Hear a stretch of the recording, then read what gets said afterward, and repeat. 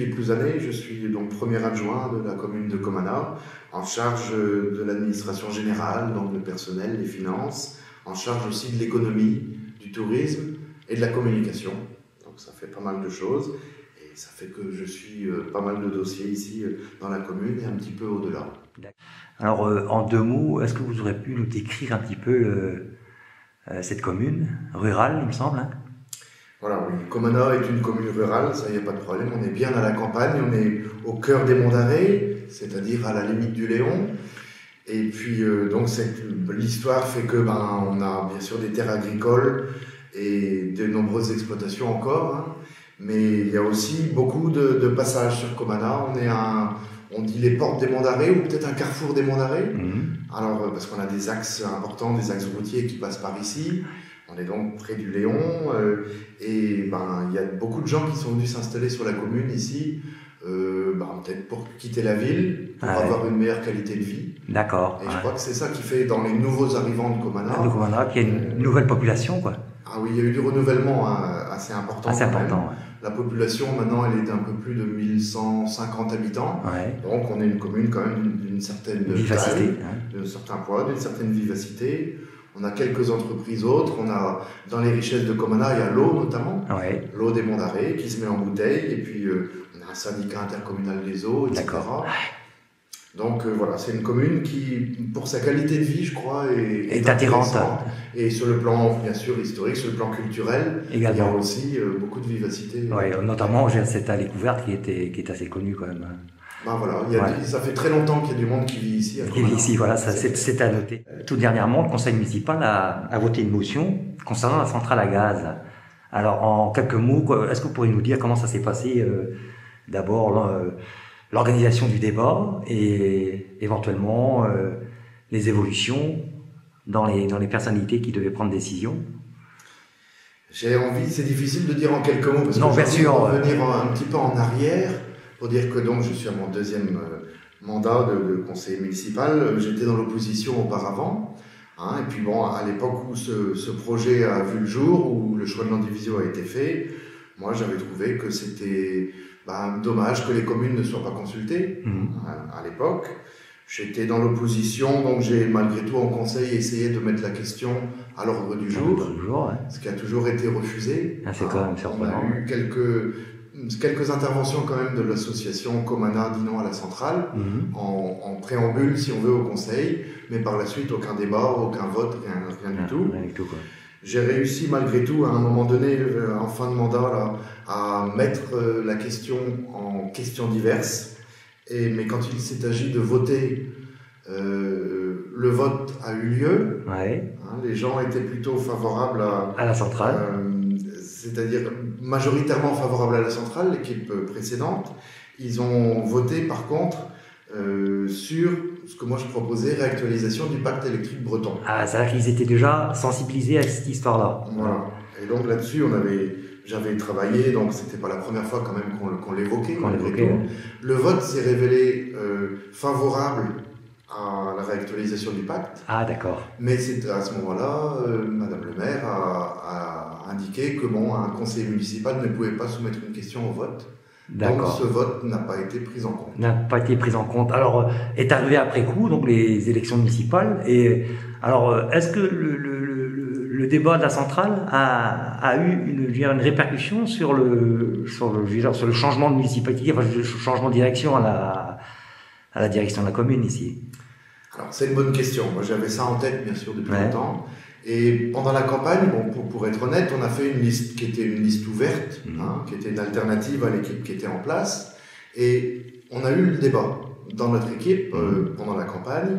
Et on a par contre préféré, globalement, laisser cette question en dehors. C'était pas une question qui était importante dans la campagne. Importante, je veux dire, qui était... tout à fait. Qu'on voulait pas mettre en avant. Parce qu'on savait que dans notre équipe même, il y avait des avis différents. Des avis divergents, différents. Donc on a voulu respecter ça. C'était la volonté de celui qui était candidat pour être maire, donc il est devenu notre maire aussi aujourd'hui. Donc chacun est resté avec sa position. On a eu malgré tout un débat et on s'est dit, à un moment donné, ça viendra sur le tapis. Voilà. Et donc c'est ce qui s'est passé. Nous avons remporté les élections. Moi, je suis devenu adjoint au maire. J'ai pas mal de dossiers, notamment des dossiers économiques, sur les bras. Et bon, c'est vrai que ça permet de suivre un petit peu ce qui se passe à différents niveaux, d'avoir aussi plus l'accès à la communauté de communes, parce qu'on sait qu'il y a de plus en plus de choses qui se passent à ce niveau-là. Donc, quand est arrivé le moment de l'enquête publique, c'est là que je me suis dit, et que j'ai dit à mon maire, il faut qu'on ait un qu'on ouvre le débat là-dessus, quoi. Alors, de nous, maintenant, on sait que le débat a été posé. Alors, comment il s'est déroulé ce débat-là? Donc, on a, dans notre équipe, il faut dire, donc, il y a plusieurs personnes qui sont sensibilisées au sujet. Donc, il était clair que dans notre équipe, déjà, il y avait des gens qui étaient contre la centrale. Ouais. Pour nous, c'était clair. Tandis que dans l'autre équipe, hein, on va dire, qui était là précédemment, il n'y aurait pas eu de débat, ça aurait été tout pour, ouais. Hein, sans se poser de questions. Donc, on a voulu, nous, de manière participative, proposer une motion, c'est-à-dire avoir une ébauche de motion avec le point qui revient depuis plus de 2 ans maintenant, qui est la réactualisation du parc électrique. Donc, on est parti sur cette idée de texte-là, pour lequel, ma foi, le maire aussi, avant le conseil municipal, était assez favorable, en trouvant que c'était quelque chose de normal, de légitime. Et donc, dans ces conditions, on est parti avec un minimum. Quoi, voilà, tout à fait. Une petite base qui servait de base de discussion. Déjà, moi, rien que ça m'aurait satisfait quoi, tout à fait. Du conseil. Donc, il y a 15 conseillers ici. J'ai un peu insisté pour que la réunion du conseil municipal se fasse avant la fin de l'enquête publique. C'est un point essentiel. Ouais. Donc, on s'est retrouvés, je crois, le 29 octobre. C'est-à-dire la veille de... C'est-à-dire, voilà, à 2 jours de la fin d'enquête publique. Donc, à l'issue du conseil, on avait beaucoup d'autres sujets à débattre d'abord. À l'issue du conseil, donc le maire m'a donné la parole, puisque bon, j'étais le plus informé peut-être aussi. Informé ou en pointe sur le sujet. Donc, j'ai pas fait tout un historique de l'affaire. Je ne suis pas resté non plus dire tout, mais j'ai exposé aux conseillers que déjà, il fallait que nous, communes, petites communes peut-être, mais communes faisant partie de la communauté de communes, nous ayons un avis là-dessus. Et donc, j'ai exposé le mien. Tout à fait. Qui était, évidemment, c'était un projet inutile. Nocif, etc. Et par la suite, le débat donc, a été possible. Tous ceux qui ont voulu prendre la parole ont pu le faire. On peut le faire. On n'a pas eu beaucoup d'éléments contre. On a eu, ceux qui prenaient la parole étaient peut-être plus informés. Hein, voilà, étaient plus informés, étaient plus des gens favorables à la motion, et donc opposés à la centrale. Opposés à la centrale. Donc, on est arrivé bien sûr à un accord, pas un consensus, je parlerai du résultat du vote après, mais on est arrivé à un accord sur la réactualisation du pacte, ce qui semble quelque chose, une base, on va dire, objective pour le projet. La réactualisation du pacte montrerait sans doute que ce projet est inutile. Et deuxièmement, un conseiller municipal qui, par ailleurs, auparavant n'avait pas forcément déclaré son opposition à la centrale, a dit que ça lui semblait, il faut se rappeler qu'on est fin octobre, ça lui semblait aller à l'encontre des débats qui avaient lieu à ce moment-là à l'Assemblée nationale. Sur la transition énergétique. Tout à fait. Donc, c'est quelque chose, un argument, je crois, auquel aussi les gens ont été sensibles. Voilà. Pourquoi est-ce que sur notre territoire, nous, on part sur un projet comme ça, alors qu'à d'autres niveaux, on peut dire ce qu'on veut de ce qui se passe plus haut, mais alors que la tendance lourde même, est d'aller vers d'autres choses, d'autres formes de développement. Donc c'était un argument qui a été aussi important. Ça a formé donc le deuxième paragraphe, si vous voulez, de notre motion. Et le troisième paragraphe, c'était que dans l'attente de cette réactualisation, le conseil municipal demandait la suspension du projet de centrale à gaz. Le résultat de ce vote pour la motion, ça nous a donné quel résultat précisément? Alors donc, pour que personne ne soit mal à l'aise, on a demandé un vote à bulletin secret. Et puis donc, le résultat de ce vote sur 15 conseillers a été de 11 voix pour la motion, donc demandant la suspension du projet de centrale, 3 abstentions et 1 voix contre. Contre la motion. Donc c'est quand même une c'est majorité très margine assez prononcée quand même, quoi. voilà, et sur laquelle on ne comptait pas. Pour ma part, je savais pas trop. Vous avez été un peu surpris, quoi. Où j'allais. Oui, j'étais surpris de l'importance du vote, quoi, du Donc fait là, qu'il était relativement tranché. On retrouve, c'est ce que je disais l'autre fois avec votre collègue, monsieur Pierre-Yves Moelle à Longuemélard, c'est que dès lors que le débat commence à s'enclencher, il y a une prise en connaissance des choses et que le minimum de savoir qui va s'infiltrer dans la tête des élus va faire que ça peut basculer, en fait. On peut s'étonner d'ailleurs du refus du débat contradictoire. C'est bien de ça qu'ils ont peur, a priori, non? Qu'est-ce que vous en pensez? Pour nous, c'est ça, c'était pas un débat idéologique. On a bien dit, dans notre équipe, on ne sait pas. Qui est pour, qui est contre, et à la limite, on ne veut pas le savoir avant d'y aller. Si on mène un débat au même niveau, si on n'est pas contre des communicants, on est 15 conseillers municipaux, on est tous les mêmes personnes, on va dire. Donc là-dessus, c'est vrai qu'un débat à terme égal fait que les arguments, on a vite fait le tour. On voit qui est bénéficiaire, on voit qui est perdant.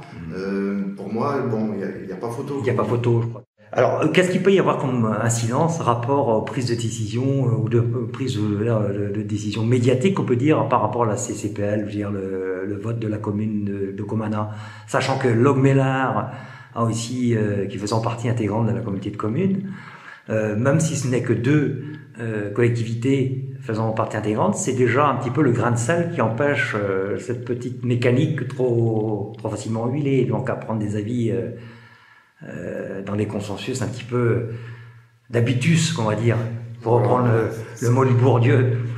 C'est exactement ça, c'est le grain de sable, j'ai envie de dire, parce qu'effectivement, si on revient, les seules consultations qui ont eu lieu à la communauté de communes, ça a été à l'origine un vote, je crois, 50 pour et une abstention sur 51 conseillers communautaires à l'époque. Donc là, on peut dire aujourd'hui que, bien sûr, la commune de Longuemélard, avec Pierre-Yves Moelle, a montré un petit peu la voie.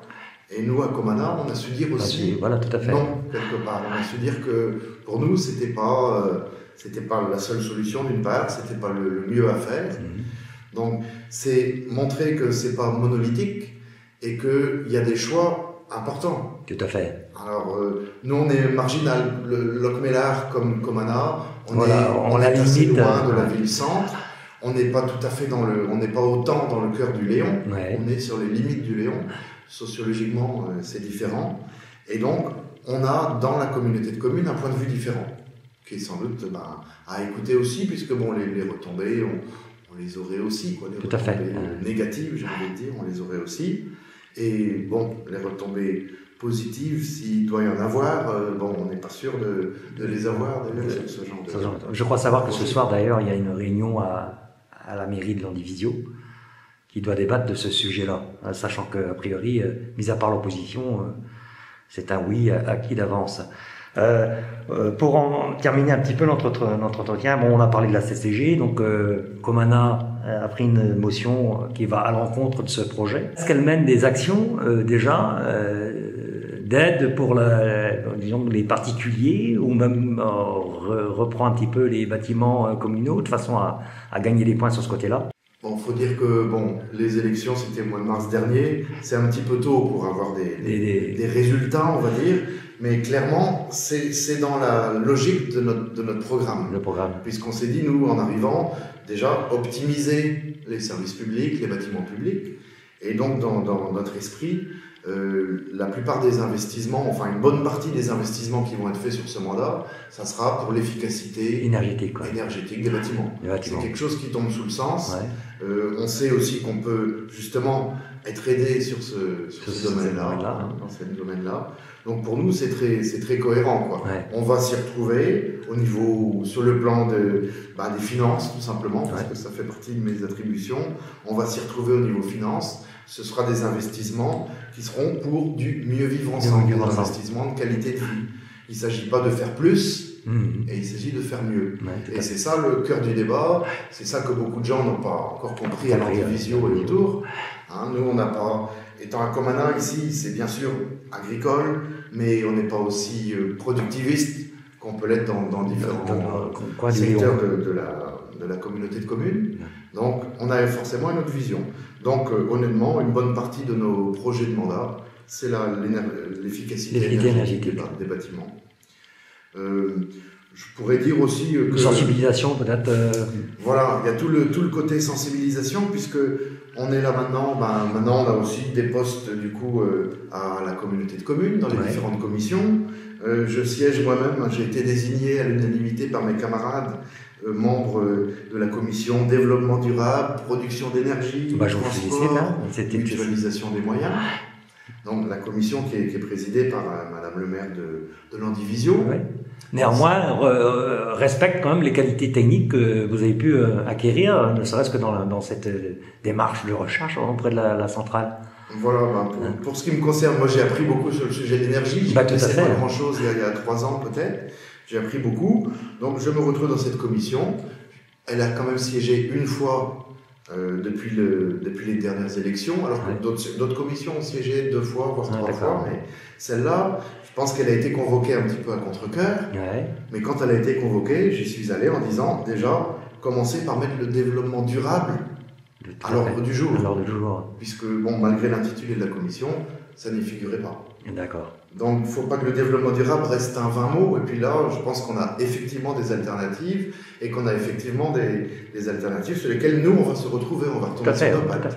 Des investissements qui vont nous rapporter à long terme, de l'emploi non délocalisable, parce que ça veut dire sans doute des artisans. Après, si on peut inciter les mêmes démarches auprès des privés, évidemment, la rénovation des bâtiments, là, c'est de l'emploi local. Et là, on est sûr de gagner au niveau du territoire beaucoup plus que ce qu'on gagnerait autrement, hein, sans oublier que les retombées financières que la communauté de communes espère de cette centrale sont assez hypothétiques.